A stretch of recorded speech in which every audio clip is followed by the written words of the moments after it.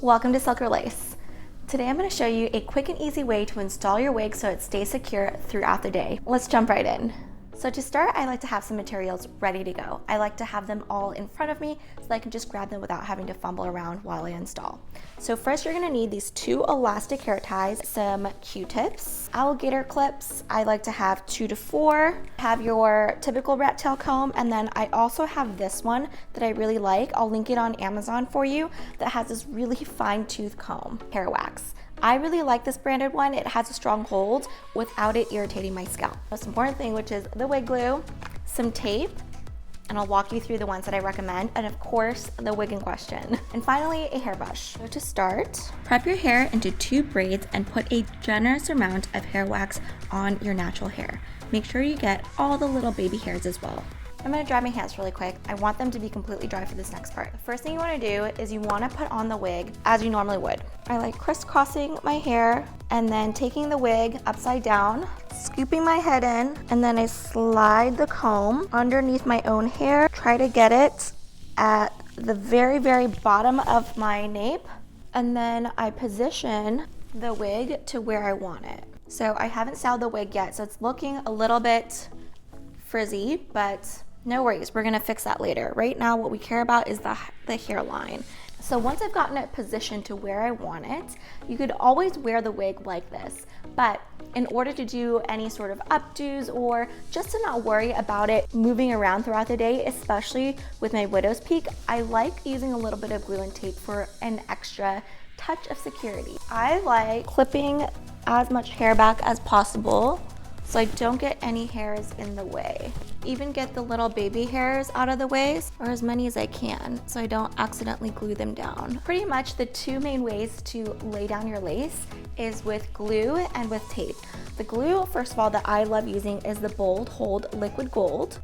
I like this one because it's water-based and it's really gentle on your skin and your hair. You can even put this on your hair and it's not gonna pull out any new grown hair or baby hairs, and it washes off with just water. The tape that I love using is the Lace FX, and this is by far the stickiest tape you will ever have. And so you kind of have to be careful with it because it is almost too sticky.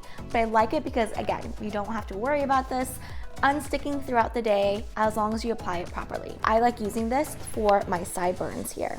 We're not gonna use this today, we're gonna use just the glue. Most of the time I use just glue and I use it with Q-tips, which makes it super easy and clean. Let me show you how. Start by adding a dab of glue onto one end of the Q-tip and carefully lift the lace just enough so that you can slide the Q-tip under and roll the glue away from your face. When you do this, you're also pushing the baby hairs back from your forehead so that they're away from the lace front. And take the dry end of the Q-tip and first tap it onto the lace front to sink the glue in, and then use a rolling motion down your forehead to melt in the edges of the lace front to your forehead for a seamless finish.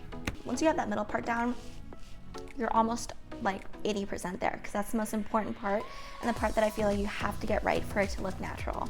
We're gonna move on. I'm basically using the same method now, just on the sides of the wig on the lace front.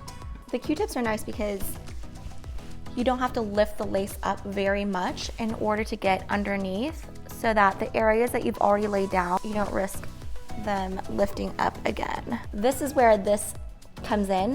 Do you see how fine that, ew, there's hair on it. I also use it for mascaras, that's why you see black on it, but do you see how fine that is? So I like using that and sort of like combing my baby hairs down if they have gotten stuck. And I do that before the lace completely dries down so that it's still sort of fluffy looking. And remember, I've already clipped a lot of my baby hairs up. That's why you also don't see a lot of them now. But we're about to let them all down here. Do you see how they're a little bit unruly? I kind of like that because I find that it looks a little bit more natural. And then now we're gonna let all of our hair down. My wig has clips right here, making sure that I hold the part that I just glued down and I clip those at the very last. Kind of like pulling it down, the wig down, and then clipping it so that it kind of leaves everything super snug. The last thing you want is for any sort of gaps or bubbles in your cap, because I feel like that is also what makes the wig look wiggy and unnatural. So now I'm touching my head. There are no gaps at all. So now I'm gonna style her and I'll be right back. I'm back and I styled her. She was pretty much styled, but I did give her a little bit of a fresh blowout, a little bit more fresh volume to give the hair a little bit more life.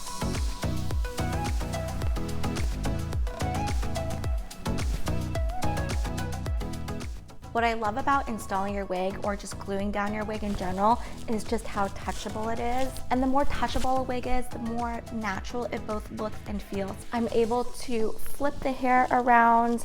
I'm able to put a half up, half down look to it. I could even put it in a quick pony if I wanted to. So that's the end of the tutorial. The wig that I'm wearing is the Halsey wig from the Silk or Lace collection. You can find all of our pieces on silkorlace.com.